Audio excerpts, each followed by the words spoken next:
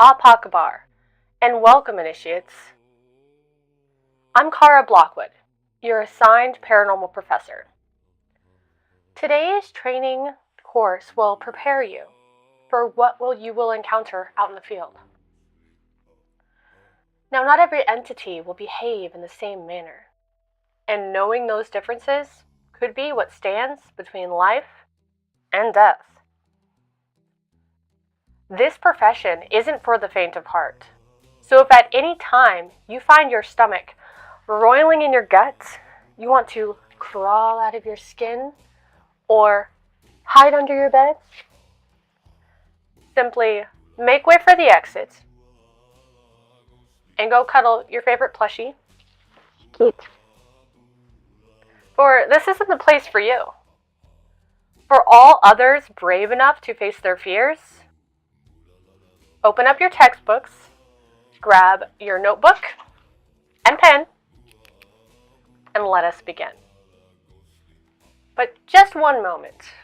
Before we get into it, make sure if you want to learn more about ghosts or what goes bump in the night, you like, share, and subscribe, and hit that noti bell, and share with your friends, because it could save their life. Now, let's get into it.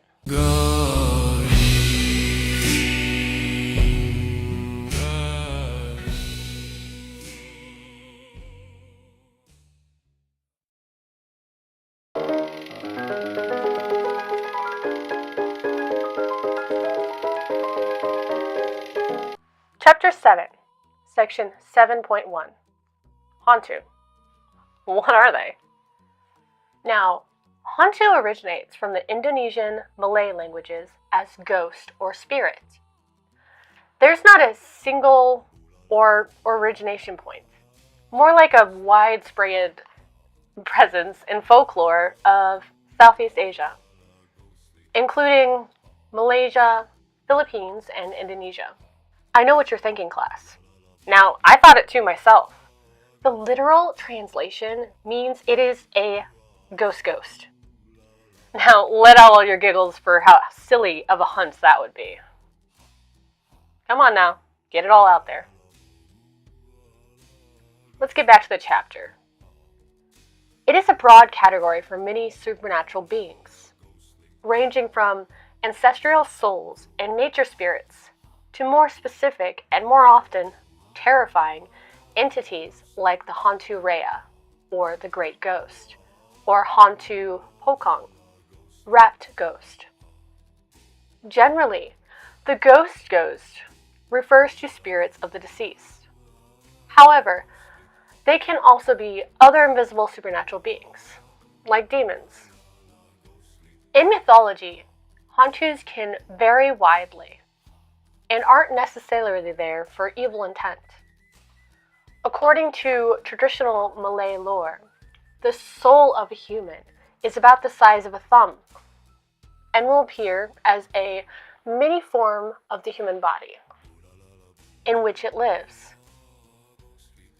With the ability to fly and quickly flash from one location to the other, the soul is often referred to as if it were a bird. The soul will temporarily leave the body during sleep sickness or trance before it forever leaves upon the passing of life. Now, when the soul departs, it turns into the form of a sort of homunculus, and in that form, it can feed on the souls of others. At death, the soul primarily passes into another person, plant, or animal. The spirit, also known as a Hantu, continues to remain and tends to be harmful to its survivors. An old Malay belief is a person's ghost will haunt their grave for approximately 7 days before departing. The ghosts also have the ability to return and take possession of the living, causing them to go mad or get very, very ill. The general belief is that ghosts are only active at night, especially when there's a full moon. Now, a way to escape the ghost is to change one's name. So, upon returning, the ghost will not recognize who they are.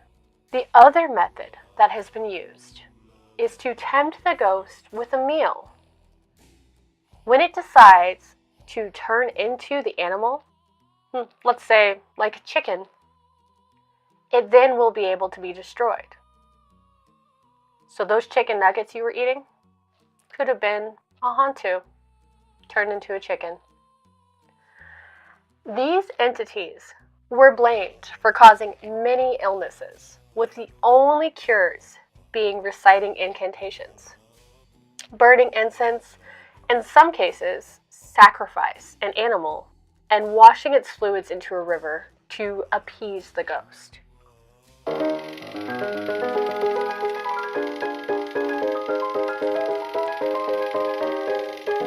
Chapter 7, Section 7.2. Behaviors and Evidences. A Hantu is a rare ghost that thrives in the coldest of climates. The freezing air seems to make them more aggressive and powerful. Their speed increases in rooms that run colder, making them a threat. Unexpected in a hunt. If the room itself is warmer, a Hantu will slow down and become weakened. Given the behavior, temperature plays a major role in handling the Hantu. In the ghost's origin point, or room, is where it will be the most powerful. The best strategy is to keep to warmer areas, and the power on while hunting this entity. It is very vital that the hunter moves away from the ghost room as quickly as humanly possible, even as soon as the hunt begins. Due to the ghost moving extremely fast to catch someone, the entity is unable to turn on fuse boxes, but will be twice as likely to turn them off. Without power ensures that the temperature falls faster, way faster in a location than it normally would. A Hantu is far more dangerous in locations where it's snowing or extremely cold climates. Extra care is needed to prepare in these locations because it will thrive a lot more easily there. The evidence required are UV, ghost orbs, and thermometer. In the next section, it will be detailed on the proper usage and type of tools. So class, get ready to the next chapter and turn your pages.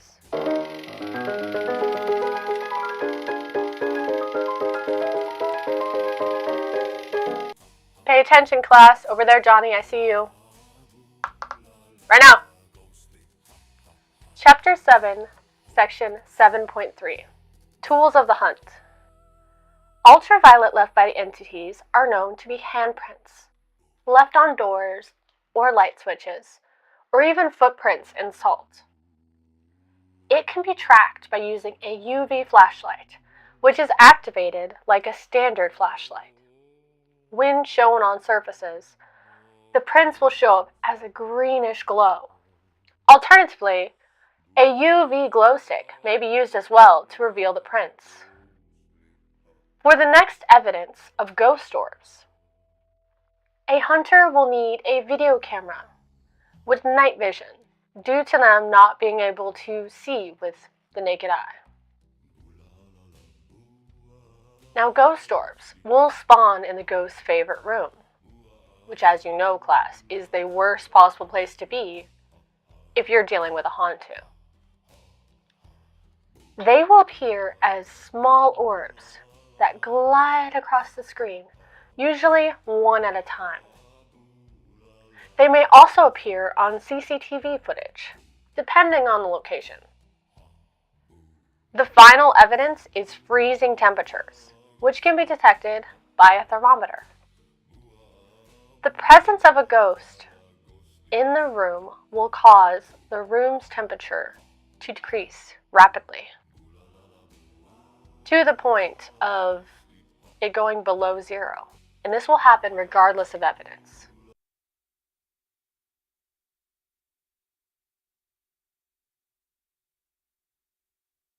Now that we've covered how this entity behaves, allow me to share with you aspiring hunter's story from the past.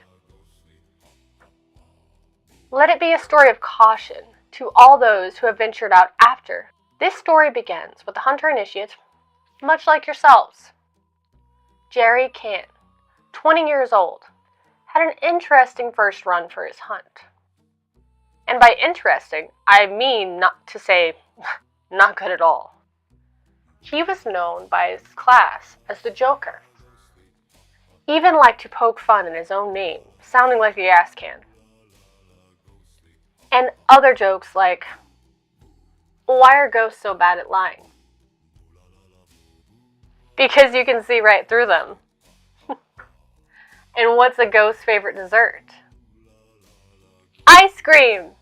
Get it? Scream. Everyone loved it and would turn to him anytime they were stressed about turning in assignments on time, or their first major tests they needed to take, or particularly bad breakups or sadness. They would turn to him for a good laugh.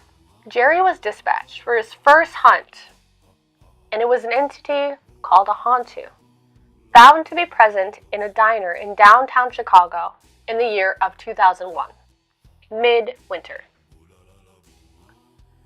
This diner had all the bells and whistles, and even came equipped with an industrial-sized freezer in the back of the diner to hold its goods.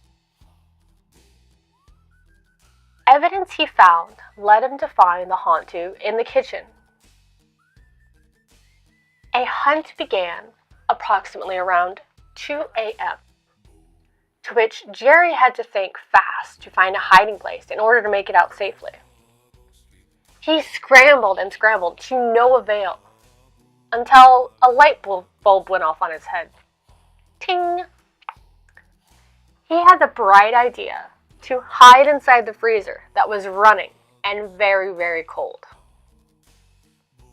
Now, class, any ideas on why that's a bad idea? I'm sure you've seen plenty of incidences about this of why it's bad. No one? All right. He went in and used a pen to prop open the door slightly so he wouldn't get stuck in there. A smart move, but did not work on how he thought. An errant bundle of bananas, yes, bananas, got knocked into the freezer door shortly after he made it inside. The force of the door getting slammed into caused the pen to snap in half and the door to seal, thus sealing his fate. He had left his phone inside his backpack in the side pocket, sitting on the counter. Poor Jerry could see where it was, sitting from the tiny freezer window, lights flashing as he was receiving messages after messages. No one would answer those, and soon he would be gone. Jerry ended up turning into a human popsicle. During his last breaths, it is believed he uttered this joke. Why did the popsicle get an award? Because it was outstanding in its field. Even through the whole ordeal, when they found him, he still had a smile on his face. The recovery team believes he was holding true to his Joker-like nature until the very end, laughing at the folly of what he had done, embracing it. The moral of the story is, choose your hiding spots wisely. I hope you took detailed notes. There won't be a pop quiz. No passing go. No collecting 2 million. Because after this course's completion, you will be thrust out into the field. where this knowledge will be directly applied. If you have any questions or concerns, please place them in the comments. And remember, hunters, you are all that stands between safety and danger when it comes to the paranormal. Until class is in session again, stay safe, protect the innocent, trust your instincts, and remember, the hunt is never done. Happy hunting!